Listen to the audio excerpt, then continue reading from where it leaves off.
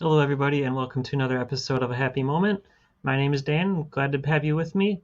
Good to be back, too, after missing last week. We had a pretty nasty ice storm here in northern Michigan, and power was out for almost the whole week.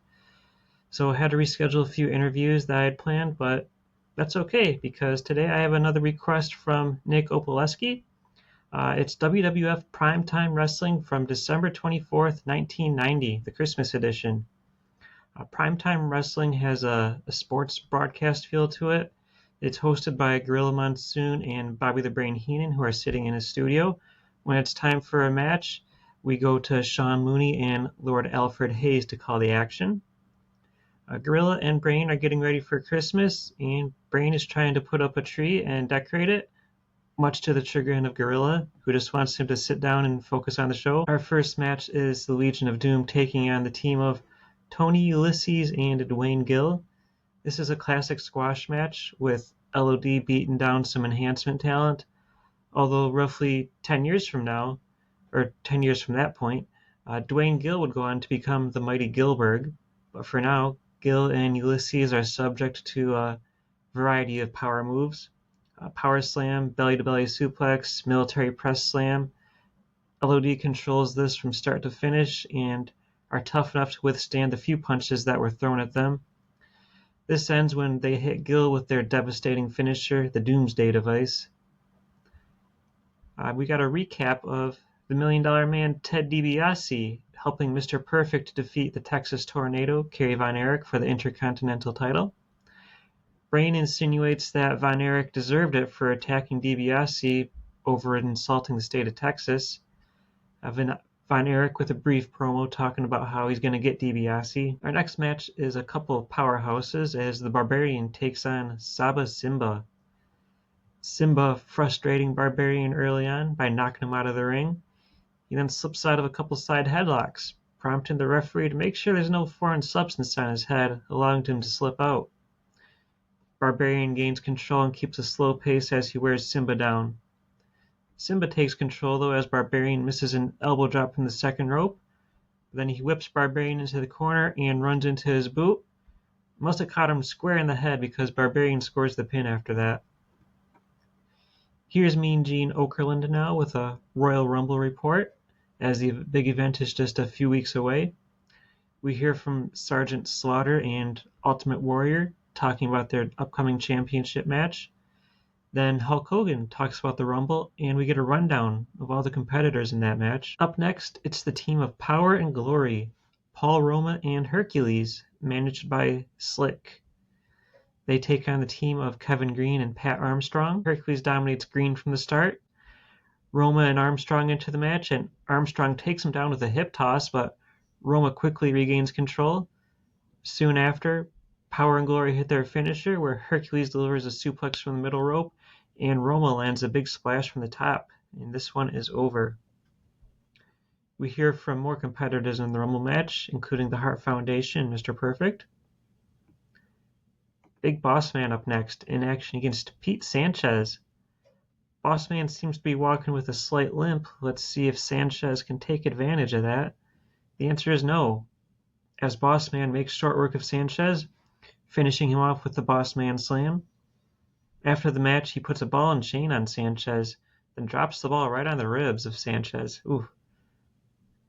Here's Mean Gene conducting a special interview now with The Undertaker and his manager, Brother Love.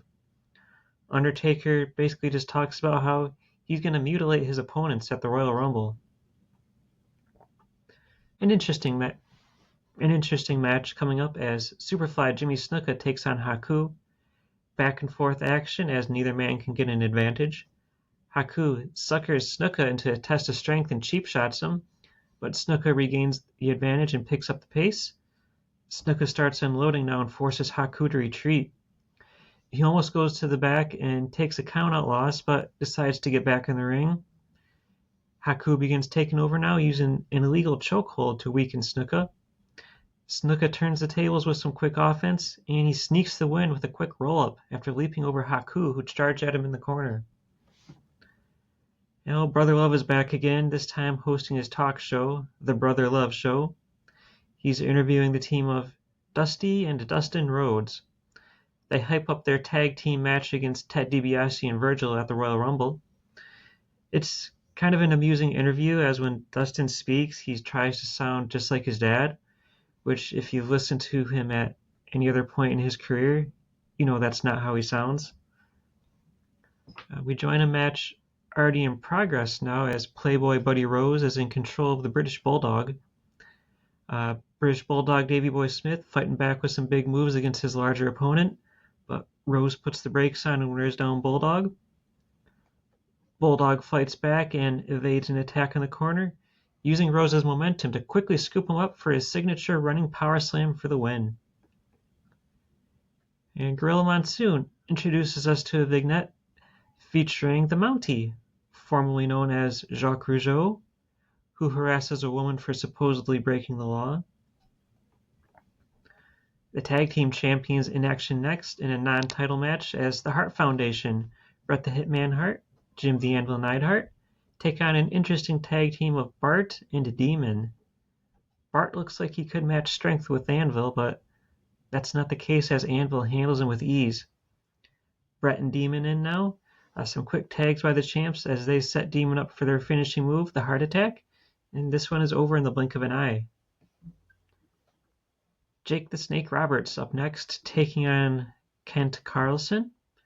Carlson actually starts out pretty strong, backing Jake into the corner and ramming him with a shoulder. The tables quickly turn. There's Jake's signature short arm clothesline, followed by his patented DDT for the win. Followed by Damien the Snake visiting Carlson as he lays unconscious. Our final match of the night is Intercontinental Champion Mr. Perfect in a non-title match against Rico Frederico. There's actually some pretty strong crowd support for Rico here, and he gets some good offense in to start things off, forcing Mr. Perfect outside the ring.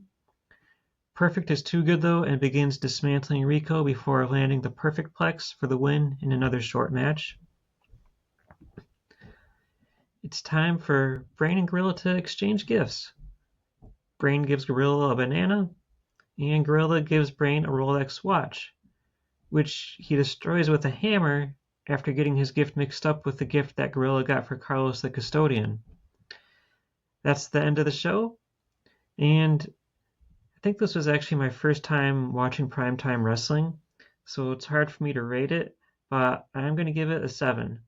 Not a whole lot of competitive wrestling on this show, and all the matches were fairly short. Best match of the night would be Snuka vs. Haku, and while the wrestling may have been lacking, it was still entertaining, especially thanks to the back and forth banter between Brain and Gorilla. Nick, thank you again for the request.